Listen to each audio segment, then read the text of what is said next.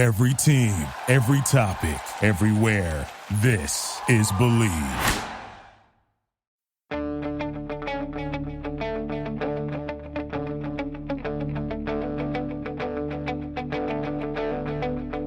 Ich warte seit Wochen auf diesen Tag und tanz vor Freude über den Asphalt. Als wär's ein Rhythmus, als gäb's ein Lied, das mich immer weiter durch die Straßen zieht. Hello and welcome to the Gegenpressing Bundesliga podcast from the Football Grad Network. Yeah, that's right. I'm hosting today. Manuel Veth here on air for you. Bryce is unfortunately not available for us today, so I guess I'm left with his job. But that's okay. I have two really good guests today, as always. Chris Williams joining me. Chris, how are you doing?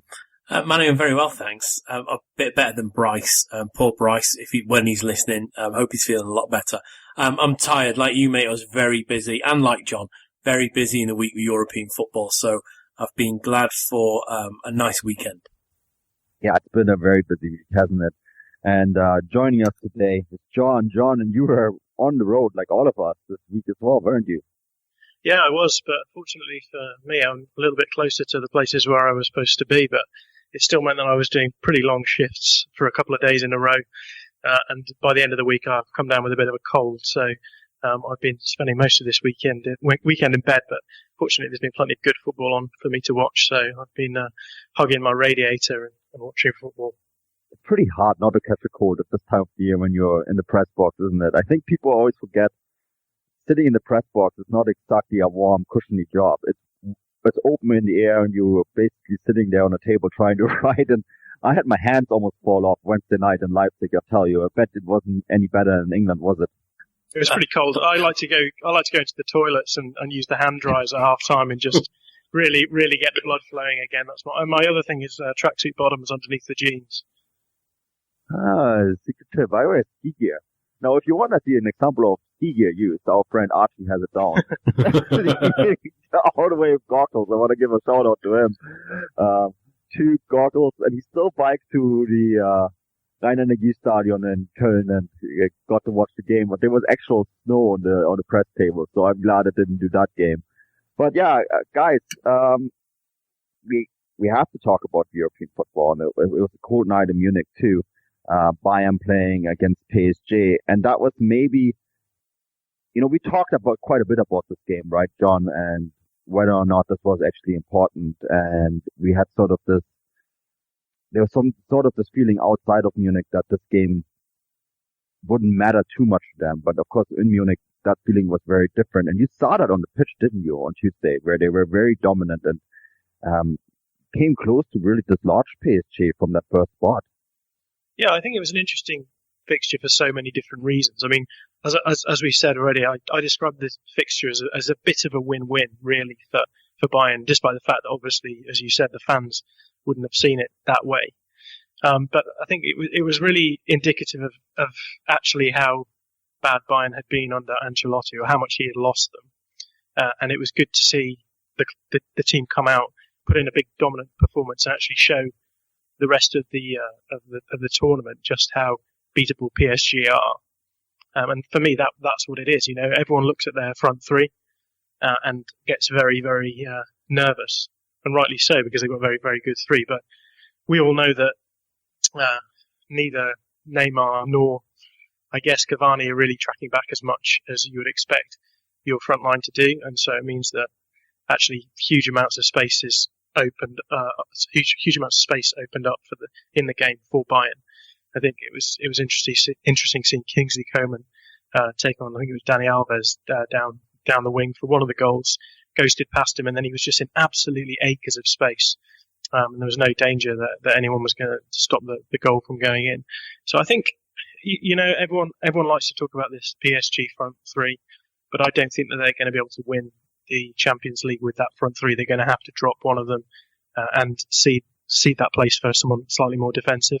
And the only person I can see them doing that with is, I suppose, Cavani. But I can't see Unai Emery having the wherewithal to be able to do that. I don't think he's particularly popular at the moment at PSG, so it will be interesting to see what they do going forward. But yeah, it was good. It was good to see the PSG are beatable. It's not just going to be a shower going into the knockout stages. So yeah, I'm really looking forward now to the knockout stages after that game in particular. There's an interesting one for me to follow from Munich, of course, and in the city and the feeling around the city. And it was interesting hearing some of the commentaries. Oliver Kahn, of course, said, put his neck out of the window and saying they're not going to win the Champions League. That is PSG. They're not going to win the Champions League with this side. Big, bold statement. I can see where he's coming from with it. But I think there was also the sense that they maybe left something in this game, that Bayern could have maybe won this game 4-1 or 5-1, or maybe if they had been a bit better coming out of the dressing room in the second half, not concede that goal by Mbappe and win this game 4-0. And the other interesting aspect was at halftime, Unai Emery, of course, was went to the dressing room, right, as coaches always do, but so did the president of PSG. And as the game progressed, there's a door that opens up, that you have to open up for the players to come from the basement onto the field at the Allianz Arena, and they had to leave it open because Unai Emery was in the dressing room after kickoff to the second half for about 5 minutes. And there was a joke that made the round in the Allianz Arena that he's just found out from the president that he got fired.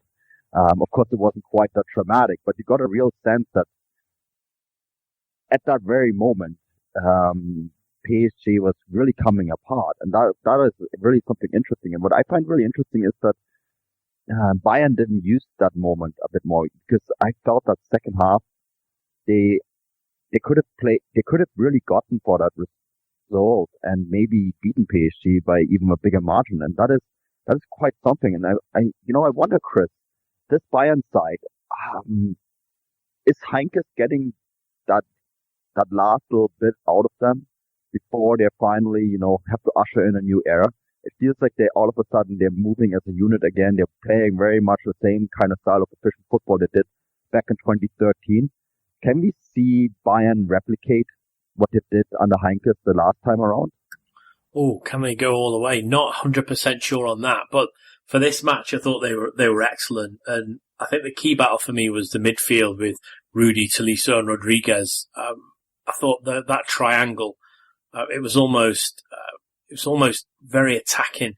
For if you look at PSG's lineup, they had Rabiot drop back with Draxler and Verratti, and that was almost inverted, whereas Bayern had almost an arrowhead with Ribéry and Coman at the side, and obviously Lewandowski at front point. And that's when looking back on the game, because obviously John and I were in Stamford Bridge for Chelsea Atletico. We were covering that game.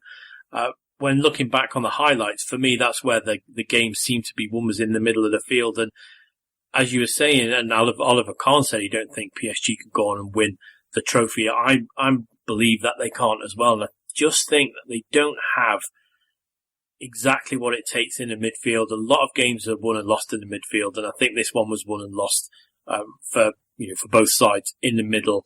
And I thought Rodriguez was very good until he went off, late on, and that was a good sign. But also, Tolisso, Coman had a great game as well. But Lewandowski, it's just that spine and that central part. I thought they were better than PSG, and it showed. And I think you're right, Manu. Looking back, it could have been a lot more. I think Bayern could have made an even bigger statement. Probably not on the same statement that we saw Liverpool make the night after with a 7-0, but it could have been 4 or 5, no problem. Yeah, and that would have been a massive statement.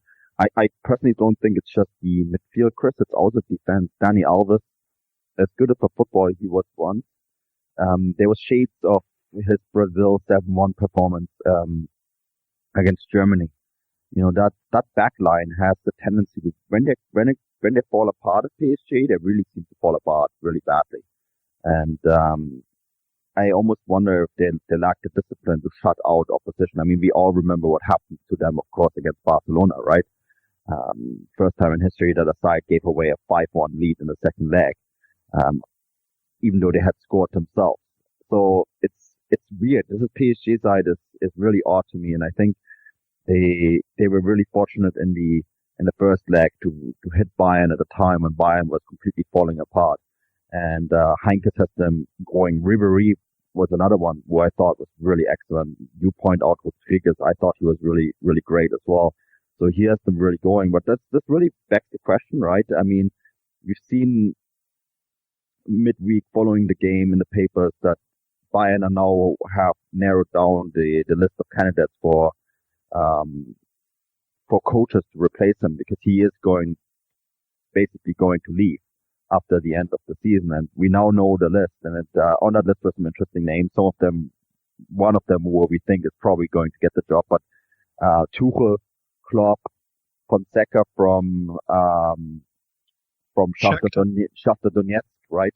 Yeah, and Niko Kovac, Joachim Löw, Arsene Wenger, which I thought is really odd, but he's a German-speaking coach, so I guess that's why he made that list. And those are favorites to get that position. And I think it's probably going to be Thomas Tuchel. Julian Nagelsmann, we're going to talk about Dortmund in a moment, but that appears that he's headed that way. So he's basically gone off that list now. But I mean, John, you saw Fonseca. Do you think he is someone who could take the Bayern job? I mean, I personally think it's still going to be Thomas Tuchel, but you've seen Fonseca play against Manchester City. What's your take on that rumor? Yeah, I don't know. I mean, I think Paulo Fonseca is the trendy person to talk about these days in European football, partly because he's out in Ukraine and he's done really good things with Shakhtar. I think he'll be a good manager, of course, but I think I think this may be a theme for some sort of conversations we're going to have in the rest of this podcast. But the question is, how do you know whether or not a manager like that is going to be able to slot into a team with the sort of expectations that Bayern have, and as we're going to talk later, Dortmund have.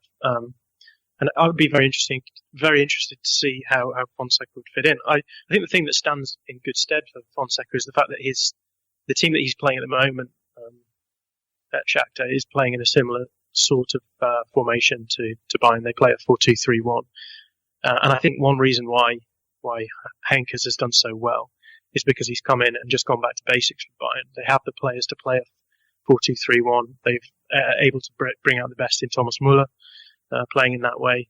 And so, for me, if Fonseca into Bayern Munich would be a fairly sensible shift. It would make a huge amount of sense.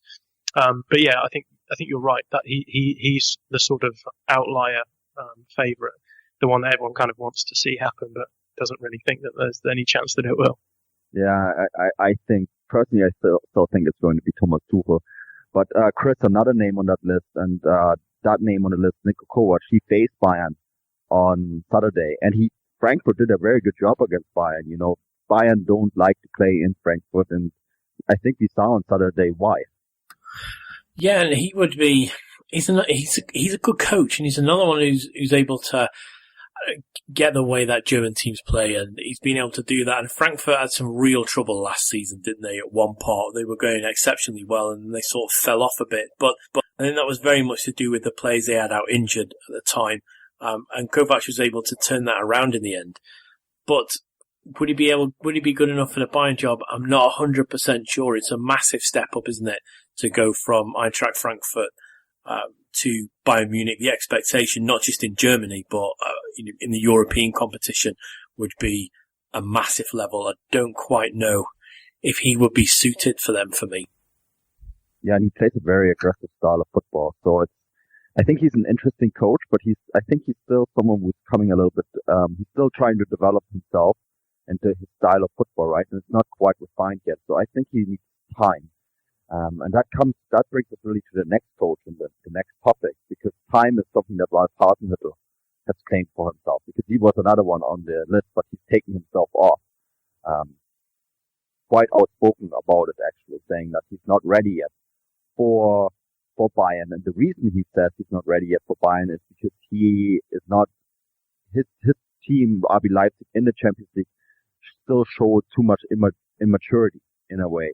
His side have not been able to play the sort of football in Europe that he wants them to play. And he says, he obviously lacks the maturity to coach a team like Bayern at this moment. He still needs to refine his own game and needs time to actually develop his style of football and make it work in both Europe and in Germany within one season. Now, John, that's a pretty mature thing to say from a coach, right? I mean, Ralf Hasenhüttl is one of the most exciting coaches in German football.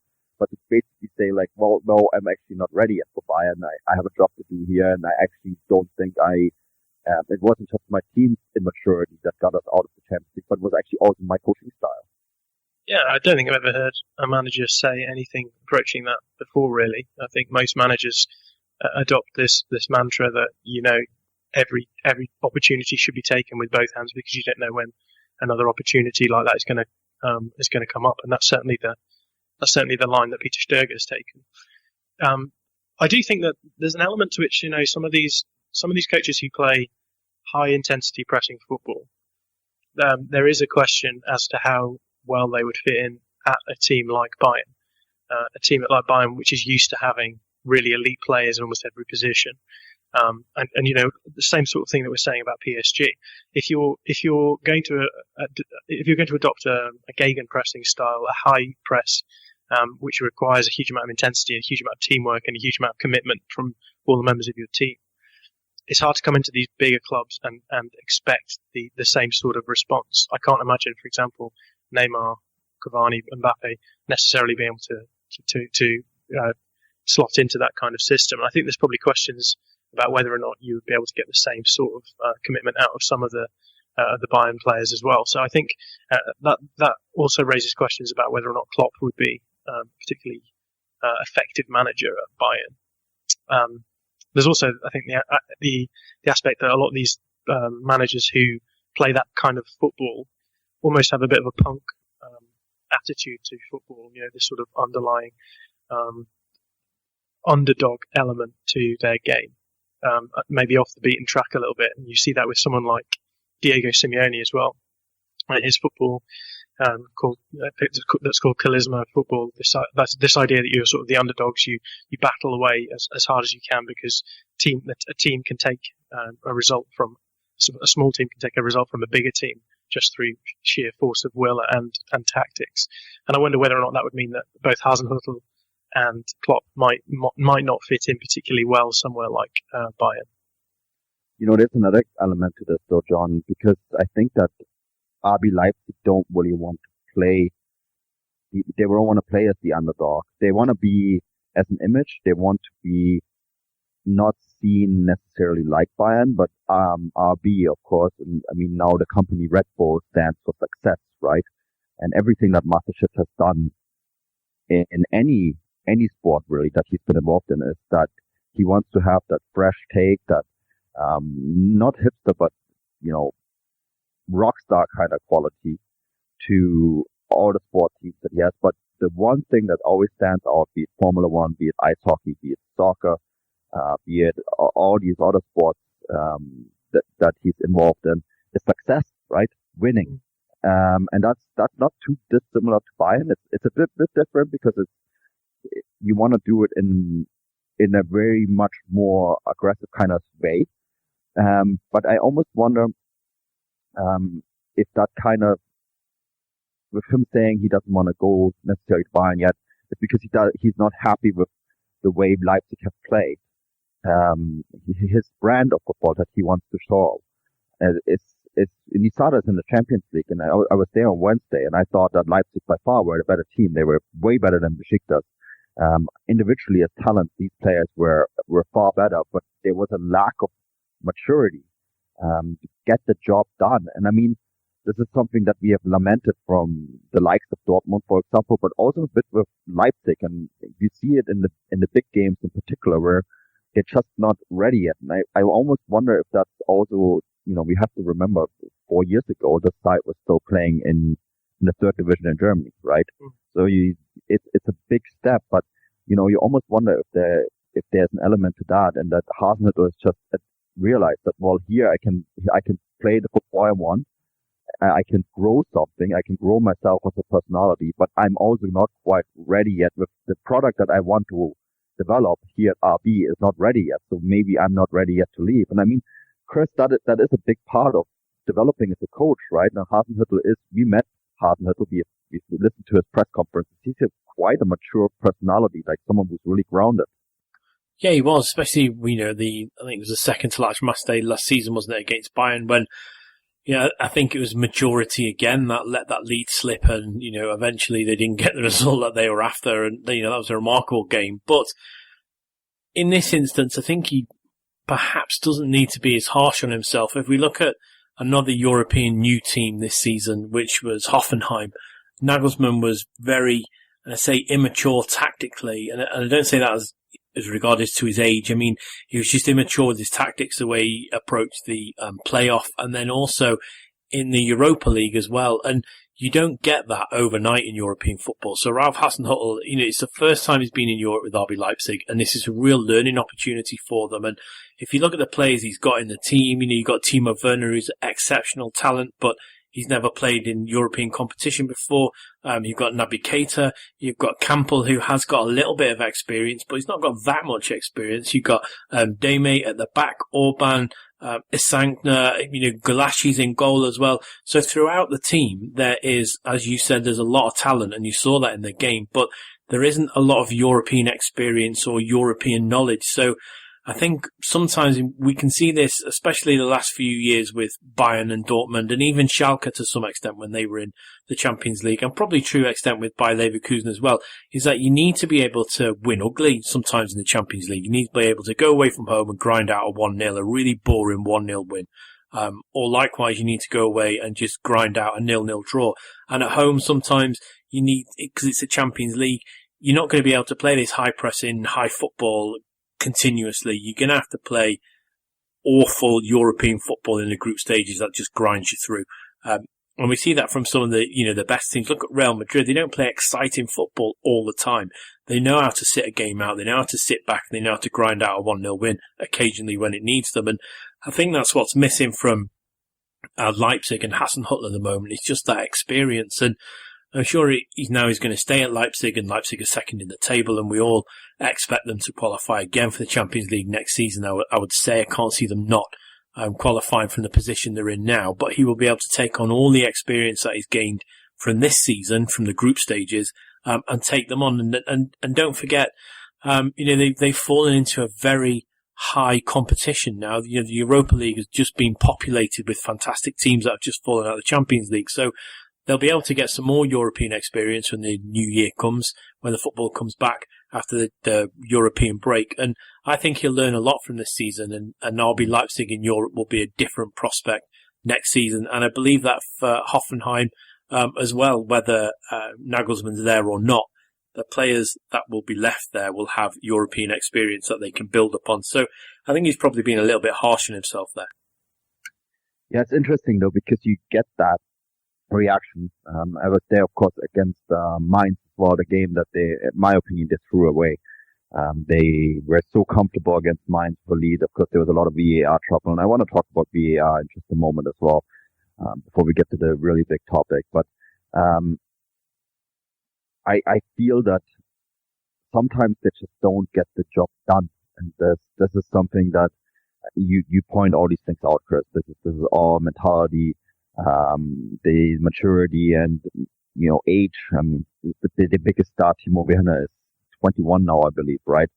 We forget that because he seems to have been around for such a long time, but sometimes you just notice that lack of maturity with this side. But at the same time, at the press conference, when Hasenhüttl spoke of the Champions League game, it's like, well, we're in the Europa League now and we're going to try to win it. And I mean, that is quite a statement as well, right? This is their first European season and they're going to go straight for the silverware. And I mean, I think the way they're playing football, if they are finally able to get results on the road, because this is really what hurt them at times in this Champions League group stage, that they not necessarily the way they were playing, but the fact that they got carried away. Like, I remember the 3-2 at home against Porto, where they were fantastic and they could have won this game by 5-6-2, right? But then they let this result slip away, and then they lost the away leg in Porto 3-1, and then the head-to-head was gone, which basically meant on this match day 6. And it was a really odd feeling because you could sense in the stadium as Porto was beating up on AS Monaco that on the field, the players must have felt it, right? that they basically, it didn't matter what they were doing against the Besiktas on the field. They lost the group, and they lost the group because of a bad result in Porto, which was completely unnecessary. So I think this is something that if they can figure this out over the winter, I think there's a very good chance that they can go very far in the Europa League. And I think the Europa League, as you said, is going to be a fantastic competition. And because of all the teams that have dropped down, just to name a few, is Atletico, Borussia Dortmund, right? Arsenal already there. It's going to be a fun competition come the spring. And I think Leipzig is going to be an interesting team, and maybe not a favorite, but one of the teams as kind of an outlier that could win it. And I mean, John, when you see them play, I think no European team would be happy to go there in the Europa League.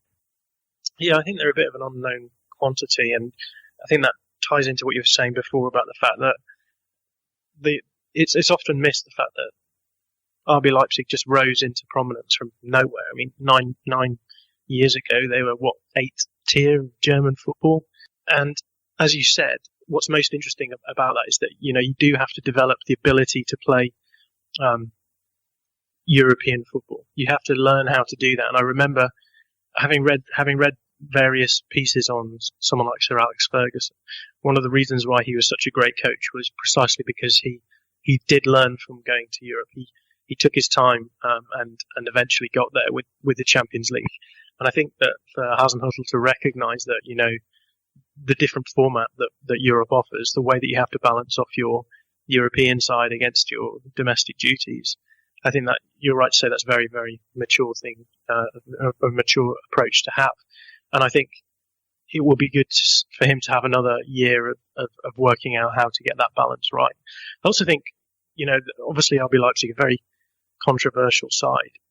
If Hasenhüttl was doing what he was doing at a different club, I think he'd be lauded for it, almost around Europe. And he's a little bit unlucky insofar as what he's actually doing at Leipzig is very exciting. Especially the fact that, despite the fact that Leipzig have huge amounts of money available to them, they still have this policy with respect to under 23 players that they bring into the side, and an exciting style of play that you don't often see clubs who have money to burn adopting. So I think it'd be exciting to see how that playing style develops in the next year. It'd be exciting to see how they do in Europa League this time round. And as you've said, they're probably going to be in the Champions League next season. It'll be exciting to see what lessons Hasenhüttl has learned. And I think he'll be all the better for keeping his job a year longer. And I wonder whether or not coaches like perhaps Nagelsmann, and let's wait and see what happens with Tedesco, but these coaches just spending their time, putting their hard yards in, and making themselves aware of the fact that you don't just sort of fall into these big jobs and have success. You have to put a huge amount of effort in. Yeah, I think you point out quite a lot of things there that are bang on. I think the one thing maybe to add to the whole Leipzig not spending as much as they could is, big reason for that is that unlike PSG, RB is actually keeping within financial fair play, right? That's Rangnick has been quite outspoken on that if there wasn't any financial fair play restrictions on RB Leipzig, they would be doing things maybe a little bit more. They would probably be spending a bit more money than they currently do, but because there is restrictions on RB Leipzig, that's also one of the reasons they lost Keita, because they couldn't offer Keita as much money as they would have maybe liked to, because financial fair play restrictions are actually kept in Leipzig, whereas a team like PSG, they don't seem to really care. But that's maybe an interesting topic on its side. I want to point out, this is something that was a really big topic, not just in Leipzig, but I was in Leipzig, so this is where I really noticed it. And we had a big debate on VAR on our WhatsApp chat. So I want to really talk about this too. In Leipzig, there was a couple controversial situations with VAR, and I saw it used 3 times. Once to bring back a free kick after a foul situation just outside the box that the VAR reviewed to determine whether it was a penalty or not, and then actually brought it back for a free kick for Mainz, which then turned into the equalizing goal. There was then a VAR situation to review the Leipzig penalty, And then there was a non-VAR situation towards the end where Timo Werner got stomped on his foot and actually had a hole in his shoe, and the referee decided not to review it. Now, John, I know you have a very strong opinion about VAR, so I'm going to start with you on this. What's the question? We can get anything delivered from furniture to toilet paper. And now, adult beverages with Drizzly. Drizzly lets you compare prices from local liquor stores on a huge selection of beer, wine, and spirits, then get them delivered right to your door in under 60 minutes. And right now, Drizzly's giving all new customers $5 off their first order. Just enter promo code EASY5 at checkout. Download the Drizzly app or go to drizzly.com. That's DRIZLY.com.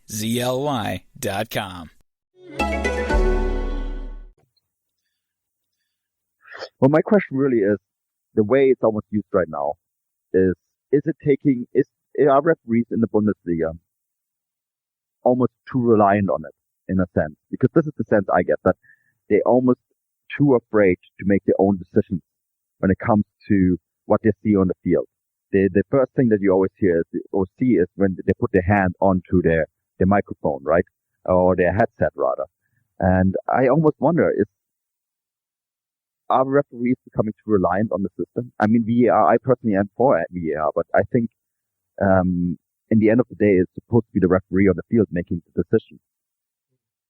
Yeah, I think the way that I approach this question is, why is it the case that we are even talking about VAR? Why do we need VAR? And I think to answer that question, you need to sort of go right back and ask what's the point of having referees on the field? And I think there's two main reasons why we have referees on the field. One of them is that they obviously adjudicate the game as it's going along, and if something that's unfair happens, they stop the game and they give punishment regarding how they think that should go. The other thing is and I think something that a lot of people forget is that referees are also there to just keep the game ticking over. There has to be some form of authority there so that everyone is accepting of the fact that there's a sort of context, a shared context in which the game can happen. So you think, well, we're going to play the game this way because we know there's someone there who is going to make these decisions so that should something go wrong, then they can make that decision. So there's two different things there. And the reason why we want VAR is because sometimes things happen that are just entirely unjust.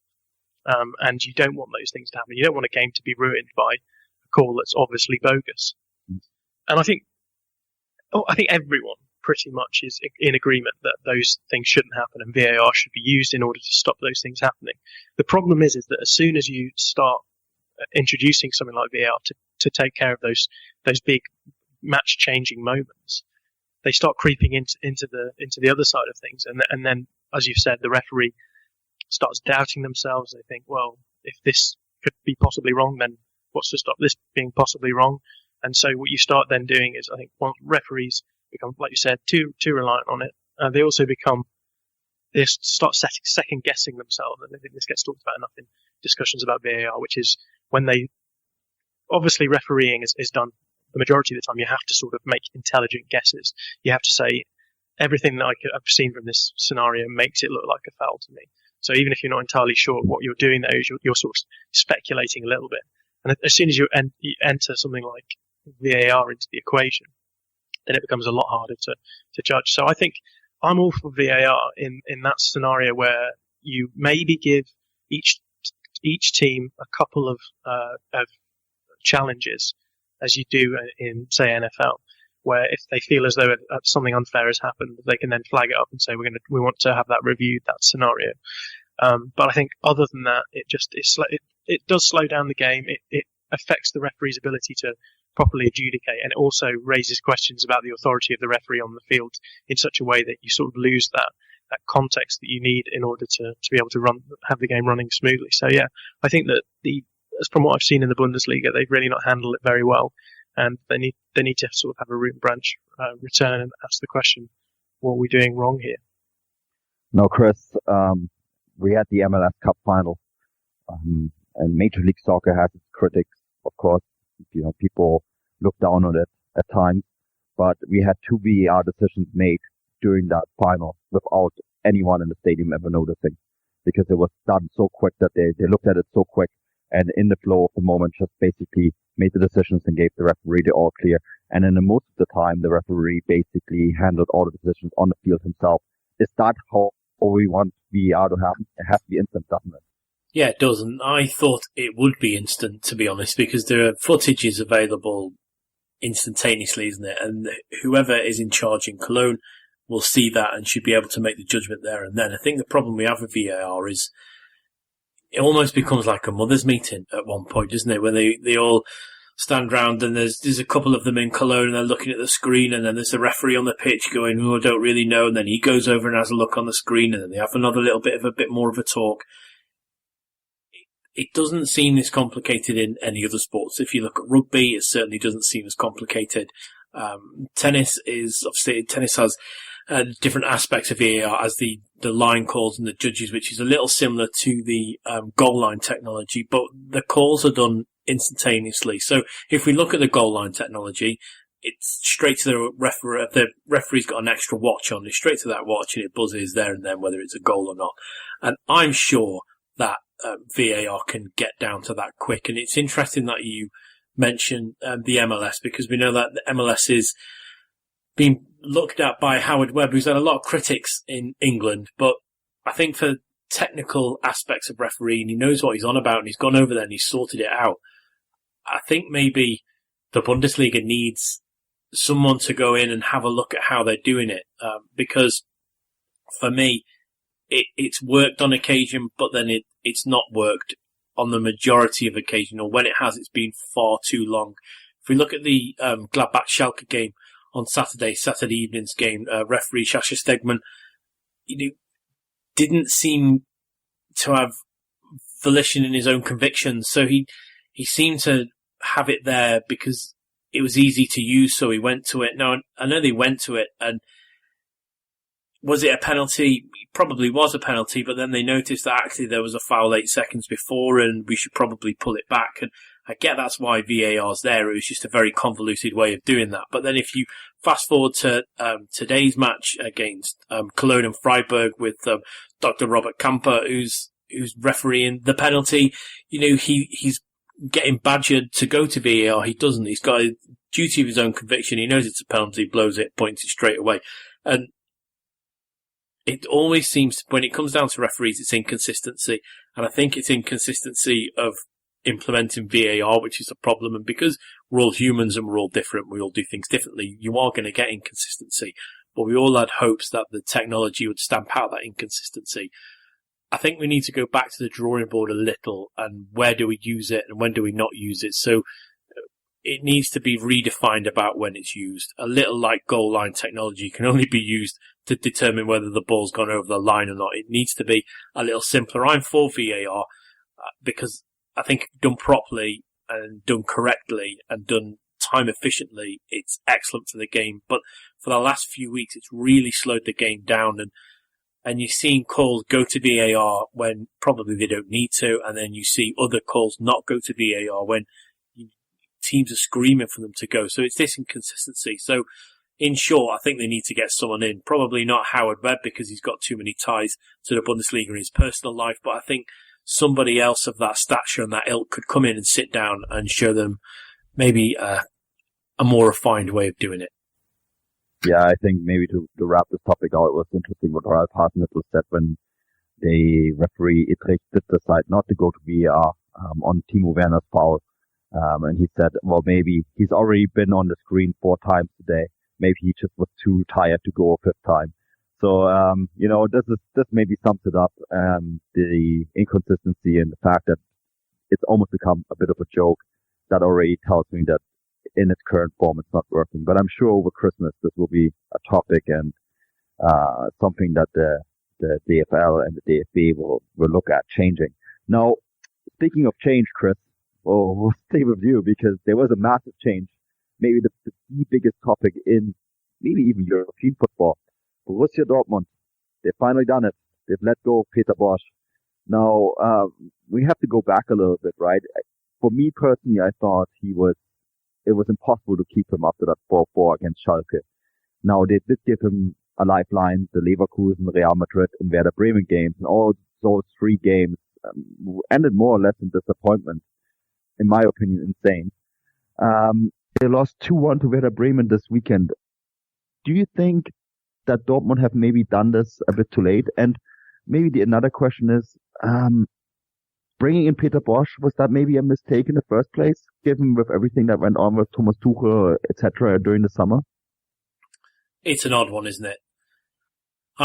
I think, like you, that once the 4-4, the end of the 4-4, I think that was the time maybe they should have got rid of him, because it's such a big game and everything that had gone before it, and to be 4-0 up and then to get pegged back 4-4 by your closest neighbour, your biggest rivals, for your fans and for the whole city of Dortmund, I think maybe he should have gone then. But let's give them their dues. They did want to turn it around. So they said they'd give him a couple more games. And then after the Leverkusen game, Zorc came out on telly, didn't he, on Sky in Germany, and said, look, he's the one we want to try and make it work with. We want to try and give him time. We want to come through this dark cloud with him. And I think that has to be applauded, because sometimes managers are just sacked left, right and centre when maybe they could have been given just a little more time, and you never know what happens. I mean, John made reference to Alex Ferguson earlier on. There's famously here in England, he was one match away from being sacked, and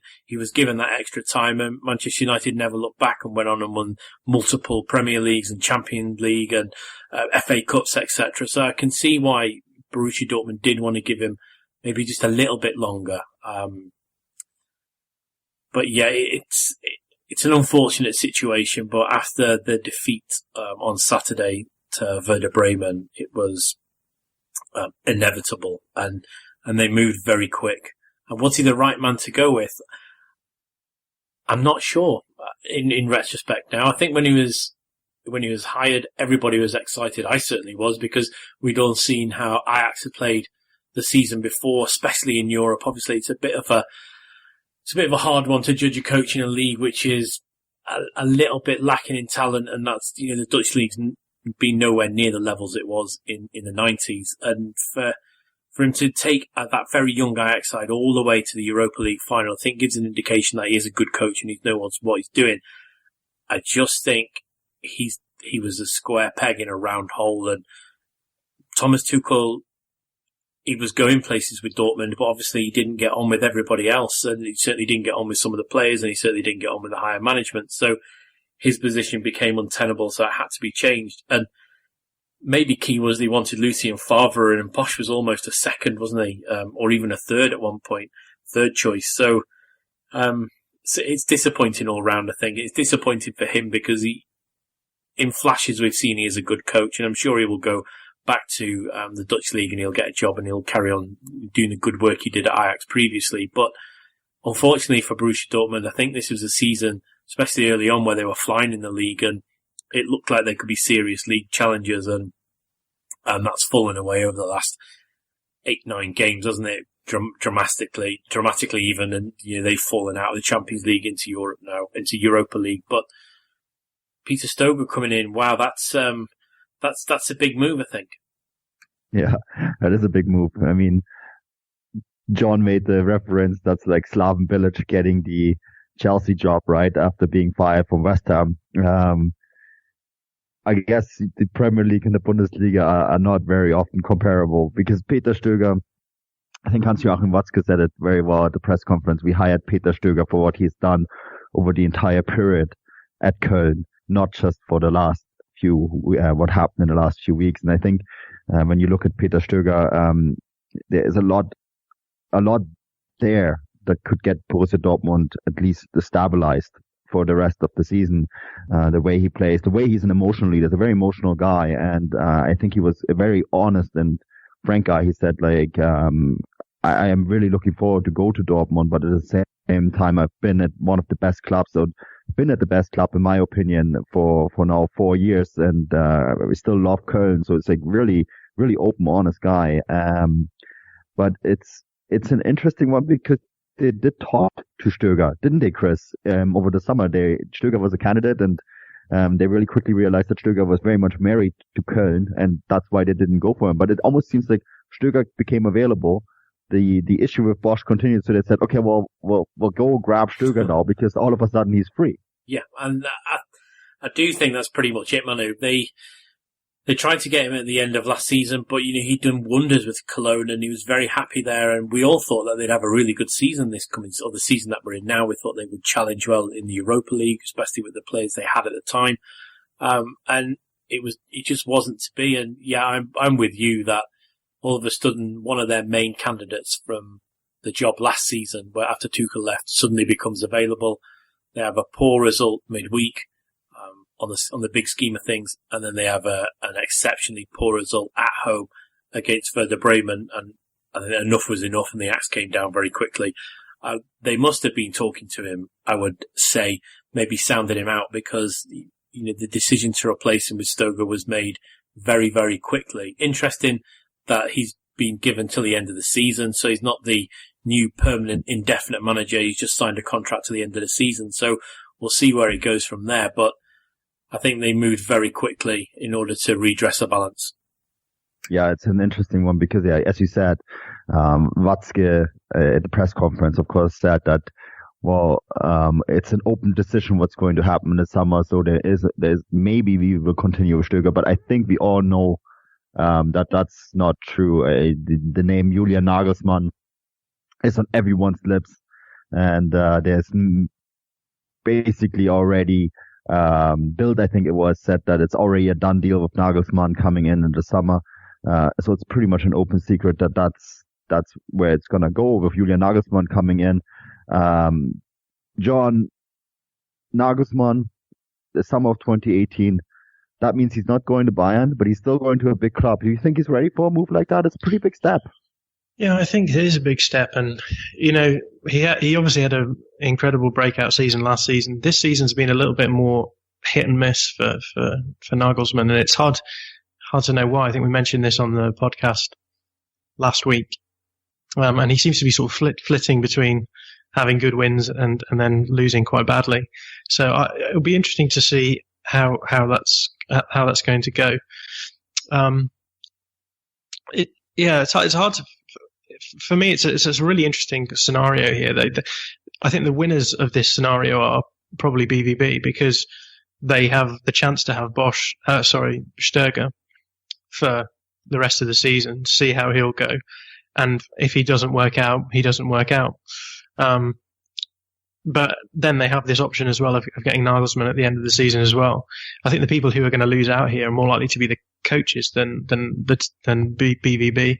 I said it before to you guys in the group chat, and I know, Mano, you're right to say that I probably compare the English leagues with the German leagues too readily, but this Stöger move strikes me a little bit as being like the David Moyes move to Manchester United from Everton, where you've got a similar sort of club, I suppose, to Köln in Everton, becoming a fairly solid top division side, getting Europe on a couple of occasions, or a single occasion, I guess, in the case of Köln, and then the manager going to a bigger club. And obviously we've seen what happened for David Moyes. So it'll be interesting to see whether or not Stöger goes the same way. I think it's really hard to actually keep your career going, necessarily. I don't think coaches are being a good coach is necessarily an innate thing. It's not that you have a coach who's good and then it will always work for them wherever they go. I think certain coaches work well in certain clubs, and it may not be the case that Stöger works well in BVB. And if it doesn't work well for him, then the question will be, how's it going to work well for him next? So it could be the case that he disappears from the limelight a little bit after his move to BVB. Same is true, I guess, with Nagelsmann. It'd be interesting to see how he fits in. I know that he's obviously highly regarded. He did well in the training systems that the Germans have for their coaches. So I suspect that he will probably slot into the club and do quite well. So I for one want to see both of them do well. But I certainly think that BVB are the winners here. They get the chance to have two coaches, and if anything goes wrong, pretty much they can sort themselves out. I think, Manu, with Nagelsmann, Dortmund will get something as close to Klopp as they could possibly hope for. We all know that Jurgen Klopp was just a whirlwind when he came into Dortmund from Mainz and what he did and his passion on the side. And you see that from Nagelsmann. You see it from the side when he is coaching at Hoffenheim. You see how into it he gets. I was there for the first match of the season in the arena at Hoffenheim, and he was just pacing up and down, and he was kicking every ball. He's almost a little bit like Diego Simeone, maybe not as passionate as Diego Simeone, but Nagelsmann's there. He's talking to his players, hand signals, gesturing. He's in the fourth official's ear. He's in the linesman's ear. He's doing really, really well.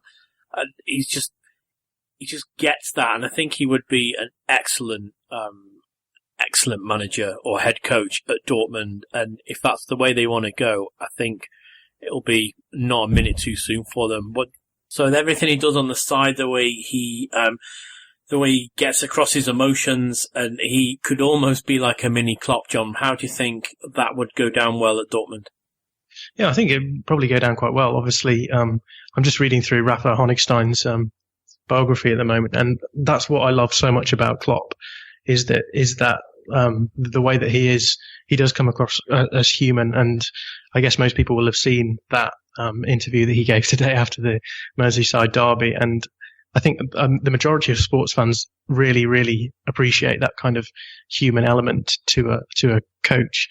And I think, Klopp going to Dortmund from Mainz, I think that was a genius stroke on the part of Watzke. And so for me, I think it was really, it'll be really interesting to see if Nagelsmann can fit into that whole approach. Because obviously you hear all of these stories about Klopp, going to visit the grandparents or the grandmothers of people working at the club just to say hello.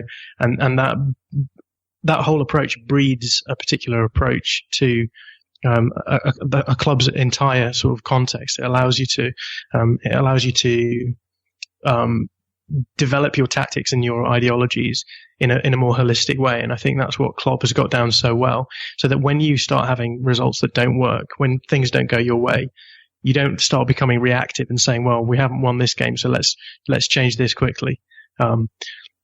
What you do is you say, well, this is all part of a broader approach, and we don't just react to things. We have a project. We have patience, etc., etc. So yeah, I think it would be good to see how Nagelsmann can fill in those boots that Klopp has obviously still left behind him, despite the fact he's been gone for so long. Yeah, it's an interesting topic, guys, and I think once we get the confirmation of Nagelsmann, because we haven't actually got it confirmed yet. I think it's one of those open secrets that no one really wants to talk about. It's something that we definitely want to revisit. But interesting times in Dortmund. I think Stöger has his work cut out. There's a piece up on Fußballstadt.com on what he will have to do next and the challenges that are facing him. And I think he will really need the winter break to sort things out. There's a game, of course, midweek for Borussia Dortmund. Maybe not enough time to really see his handwriting. So I'm really curious to see what he will do over the winter break. And I think that there's rumors of them signing a defender, someone like Akanji from FC Basel. So yeah, and very interesting sides at Borussia Dortmund. And it's a story that we're going to keep tracking over the next few weeks. But guys, I want to go over to the Europa League. And Köln, of course, one of these three sides that dropped out of the Europa League, and overall not a great season. I mean, John, we talked many times about how this has been a very poor European season for the Bundesliga sides. It has been actually the poorest European season since 1983. And there is some indication that this is a blip, mostly because the teams that we sent weren't very good and they all struggled with their own really personal stories.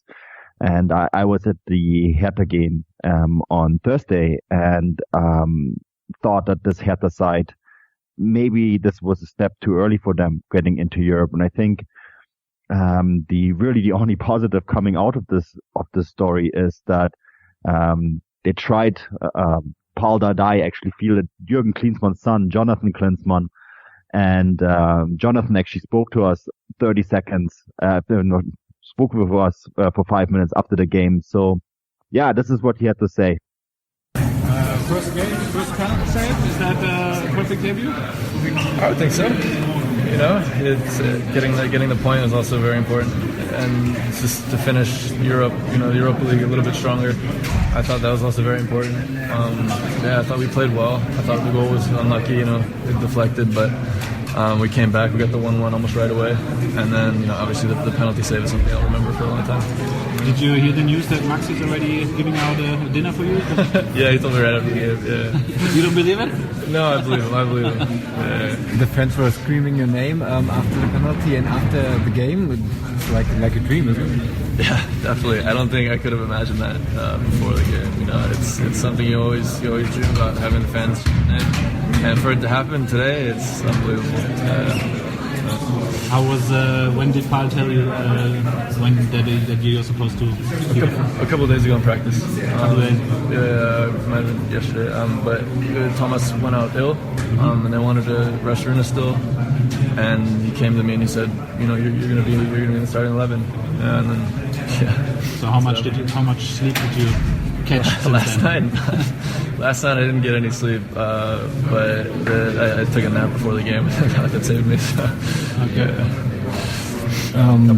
Okay. A couple of weeks ago, you had some problems with injured. A month ago. Yeah. Tell us the problem was, and how did you solve it? No, I had a problem with my left knee, just patella tendon. It wasn't too serious. They just, they wanted to make sure I was okay. They didn't want me to come back and stay instead of coming back and, being out again after a month. And so I went out, I did mostly reha, strengthening the knee, making sure, I do come back stronger. And then, after that month, I started to get back in training and then, slowly get my game to with the second team. It was like a basic fitness program? No, it was more specialized towards the knee and the ankles. Just to make sure I come back and I'm good to go for a while. Because I thought that you needed to catch up physically to improve. No, I'd say I think I did too. But I had problems, after a while with my knee, and I think maybe that was something that I could have worked on before. But then, getting the news, it kind of made me realize, and then in Reha I went 100%. I wanted to get back on the field right away, because being injured, it sucks. So, just get back on the field as soon as possible, but as strong as possible as well. And I think that helped me a lot. Was your father today in the stadium, or where did you watch it? It was a little too short notice. Okay. He texted you. Yeah. I called him, asked for advice and stuff like that. So. Okay. Yeah. Where was your father today? He was back home. Okay. Yeah, with my mom and my sister watching the game. Okay. Nice. What tips did he give you? Just to play the game, because he realized I would be nervous, and he was right. And he just said, "Look, they got you here for a reason, and they trust you right now, because what you've been doing in practice. Otherwise, they wouldn't put you in the game." And that kind of calmed me down a lot and helped me out. So. Does it give you more appetite to get more games? Oh, definitely. I mean, that was my goal coming here, to play. Whether it be in the second team and then slowly work my way up to the first team. And I think I had a good start today. So see what happens. So it's also realistic that you are in the squad for the game in Augsburg. First time in Bundesliga? I'm not sure. It depends on how Thomas is. Hopefully it gets better soon, but we'll see. From the 6 months for you in Berlin are almost over. Towards Christmas, do you think you've improved and learned a lot over the last couple of months? Yeah, definitely. Physically, mentally, and soccer-wise, crazy amount. Coming from college, it was good. I had to bridge the U20 national team. I had a lot of good voices talking to me. Brad Friedel was one of them. Helped me a lot. But coming from college soccer to Bundesliga is obviously a big step. And I think the first month it was me, really like trying to impress the guys and stuff like that. And then after that, the consistency and stuff like that, it was hard because I wasn't used to it. But then after a while, I started to get my rhythm. After the injury also didn't really help. But after that, it started to feel good, and I'm starting to feel really good. And Berlin's a great city, so I'm just sorry about that. But the team atmosphere is really good. Yeah. How's the language coming? Good, yeah. I mean, if I wanted to, maybe I could do this in German, but it's I understand almost everything now. It's just the trusting myself to find certain words at certain times. It's getting a lot better though. All right, awesome. Thank you. Congratulations. Thank you. So yeah, Chris, guy from US college making the way over to Germany, finally having his first game. What do you think is his chances of really getting Bundesliga action? I mean, he's more or less still the third string keeper, but with his having a famous dad like he does is a positive, but also a negative, isn't it? Yeah, it is, because he'll be constantly compared to his dad. And sometimes it works, sometimes it doesn't work. I mean, if you look at over here in England, obviously Peter Schmeichel, very famous goalkeeper. His son Kasper Schmeichel done pretty well for himself. So I'm sure Klinsmann Jr.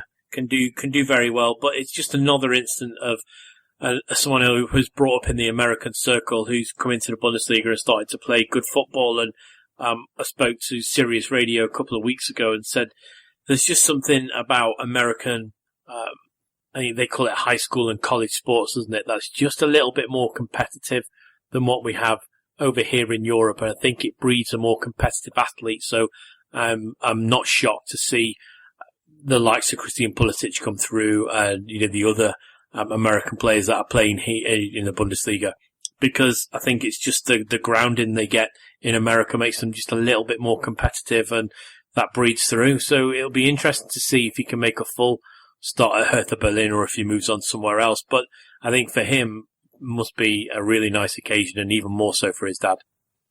Yeah, he made an amazing diving save to stop Östersund's penalty in his debut in the first ever game for Hertha on the professional level. Of course, there was a tweet after from Hertha saying he got the diving skills from his dad. Yes. Not the nicest thing in the world to say, but John, is it almost a benefit for him to play on a different position than his father did? Yeah, I think definitely. I think it's especially the fact that he's being an outfield player and being a goalkeeper. I think it will really mean that he's got no comparisons to be made, really. I guess, unless he goes on to start playing in the big leagues and then maybe even internationally, it will be comparisons with respect to how much game time they get. But I think he'll be much better off for being a goalkeeper rather than an outfield player. The other big question is, of course, he's playing for the US, right? So the spotlight was big. When I asked him questions, there was about 6 or 7 reporters standing around me asking him questions as well. This is just his first game. I can only imagine what will happen when he gets his first Bundesliga start. But I think maybe not being right away thrown into the German national team mix is probably a benefit. Now, guys, I think we're almost out of time, but there's a question that was brought up by Raphael Honigstein, and he basically said in one of the podcasts that he does that there's a title challenge this year in the Bundesliga. Now, this is, of course, a hotly debated topic among all of us, really. John, do the likes of Leipzig, Gladbach, Schalke, can they really challenge Bayern for the title? Yeah, I think they can. I think that this Bayern team are beatable. We've seen that. We've seen that they're beatable under Henkes as well. It's not just simply a shadow of the Ancelotti era. That there are teams that are being able to beat them, and the question is whether or not the clubs below them can actually stand up and get the results that they need. For me, obviously being a Gladbach fan, what's been frustrating in the last week or so has been the fact that Gladbach have had chances where they could have caught up and they've just fallen away in those. So for me, the issue isn't whether or not Bayern are beatable. The issue is whether or not any of those clubs below them, be it Leipzig, be it Schalke, be it Gladbach, even Leverkusen now coming into the mix, can they have an extended run that long enough that actually allows them to be closing down that gap at the top, which is currently at 8 points. So I think that if one of those clubs were to catch them up, they would have to have a very long run going towards the end of the season of wins. So I think theoretically it's possible, but in all probability, I can't see Bayern dropping that many points in succession with someone matching it with a run of wins. Yeah, maybe my final thoughts on that. I think that Bayern are a lot more beatable this season than they were in last few seasons, but I think that the pack behind them is not consistent enough. I think Dortmund would have been that natural challenge, and I think if Dortmund had their run that they had in the beginning of the season, they would have probably won the title this year. It's just that, unfortunately, in a year where Bayern have an off year, Dortmund have as well, and the teams behind them, the Leipzig is just not mature enough yet, and I think Gladbach and Schalke, there's something growing there, but I don't think they're quite ready yet. So I unfortunately have to concede this, but I don't think there's going to be much of a title challenge there. Yeah, John, unfortunately we're out of time, but let people know, what have you been up to? Where can people find you? Floor is yours. Well, at the moment, I'm doing lots of writing stuff. I write most days for Real Sport, so you can find me over there. But the best place to get all of my stuff is my Twitter account. My Twitter account is @Jon_Mackenzie, and there's no H in the John, and there's an A between the M and the C in Mackenzie. So I've done well to have one of the least memorable names in social media terms. Well, at least you're easy to find. But Chris, how about you? What have you been up to? Obviously you can read my match reports from the European games. They're on Footballgrad and Footballstat. And then next week, I will be in Germany for Stuttgart against Bayern, and also having some Christmas market fun in Freiburg. Yeah, that sounds like a good time. Christmas markets are in full swing. I tell you, I've been to many, many, many Christmas markets in many, many different cities over the last few weeks. But yeah, you can find me at Manuel Veth. And of course, all the work at Footballgrad Live, as Chris mentioned. And also, of course, guys, if you like the podcast or any of the podcasts we do, please head over to iTunes, give us a rating. It really helps us grow and expand our brand. Well, that's it from us this week. Until next week, auf Wiedersehen.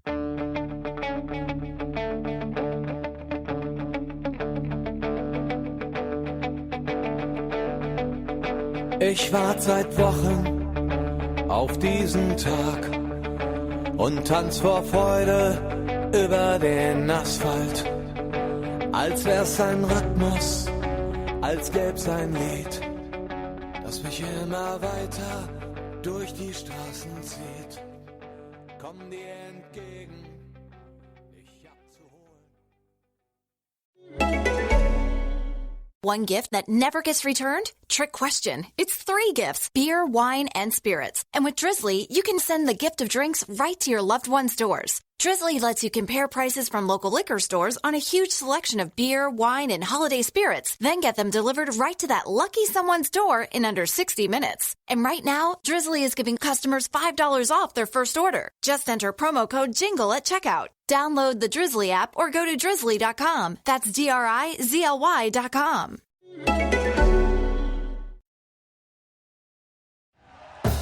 Thank you for listening to Believe. You can show support to your host by subscribing to the show and giving us a 5-star rating on your preferred platform. Check us out at Believe.com and search for BLEAV on YouTube.